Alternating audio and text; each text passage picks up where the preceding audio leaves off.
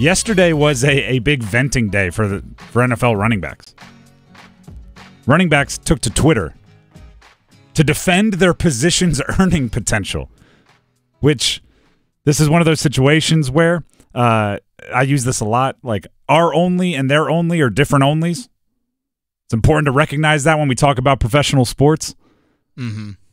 What I mean by that is like $10.09 million. That's what these Saquon Barkley, Tony Pollard, Josh Jacobs, they're being asked to play 1 year for $10.09 million. That's only for them. That's not only for us, right? I mean, yeah. That hits a little different. It's just a little bit. My favorite part is I hear a lot of people say 10, and I'm like, no, don't forget that .09. Oh, that matters. That's $90,000. That .09, right? That matters, okay? It's a lot you can do with $90,000. .09 might not mean much to them. It means a lot to us, okay? So we need to frame all of these conversations we're about to have with running backs or any professional athlete just with the knowledge that they live in a different tax bracket than us normal folk. When I played football in college, we called the non-athletes NARPs. Yeah.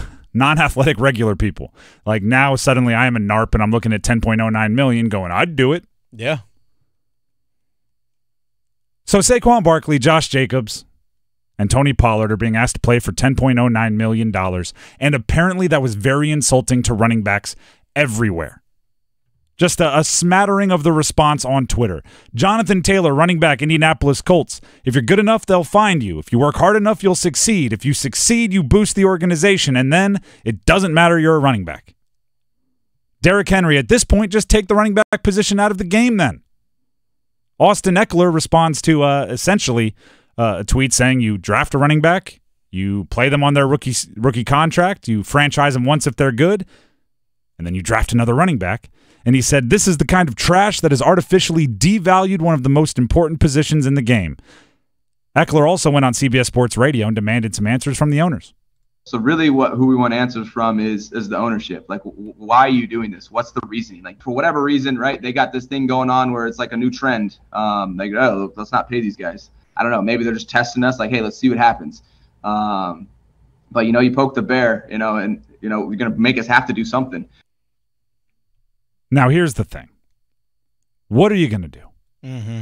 That's the major question. If you're Austin Eckler, we talked about it yesterday. Could you kind of collude, but in reverse? Could all the running backs get together and have a running back-only union? Maybe, but here's the thing.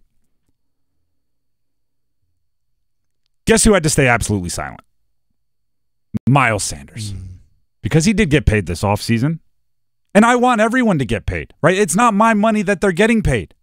So take as much as you want, right? If it's in an argument of millionaires and billionaires, I'm probably by default going to sign with the millionaires because billionaires got a little bit more to lose. So I'm fine with saying everybody should ask for, everybody deserves. I want every player to get paid everything that they're worth. However, I am also one of the most competitive people I know.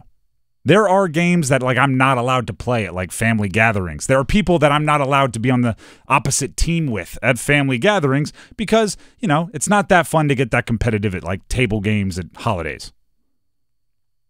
So I know exactly how I would run an NFL team if I were an NFL GM. And it would not include ever being the team that paid the most free agent money to a running back, which is exactly what the Carolina Panthers did this offseason. Miles Sanders had the most total money, the most per-year money, the most practically guaranteed money, the most actually guaranteed money of every and any free agent running back this offseason. They also set the market when they paid Christian McCaffrey a few years ago and then had to trade him for pennies on the dollar because that contract was tough to get rid of. Now, while I might feel bad for the individuals as I tell them I'm not giving you top-of-the-market money, I'm pretty confident society's not going to feel bad for him. I might personally be like, darn, I wish I could give you the money. But it doesn't make sense for my competitive nature to do so. I'm also pretty sure society is going to look at him and say, life's tough, get a helmet. It's a cold world, find a blanket. I was telling Dennis off air, the dorms I stayed at in college were full of two things. It was athletes and art students. Yeah. And the reason why I bring that up is because, well, first of all, the connection made no sense. They were the newest dorms and they were near the art studios. So the athletes get there because they're the newest dorms and the art students are there because it's a short walk. But either way, it was all athletes and art students. And every time you bring that up, usually an old timer, a little person with a little bit more life experience, brings up that if you major in art, it's going to be tough to make a robust living, right? It's going to be tough to make a lot of money. And I mean, fill in the blank on the majors, right? If you want to make a lot of money, go into finance, right? Get your MBA, go work on Wall Street. But if you go into a more niche or more liberal artsy major, guess what? You're signing up for a chance to work a bit harder to make the gigantic money. That's what's going on with running backs right now. If you're Austin Eckler, guess what? You are a wild and crazy athlete. Play defensive back if you want to make big money. Yeah. If you are Derrick Henry is what? 6'2", 6'3", 230, 240 pounds. I think he's 247. Explosive. That sounds like a defensive end to me. Bigger than Brian Burns. Exactly.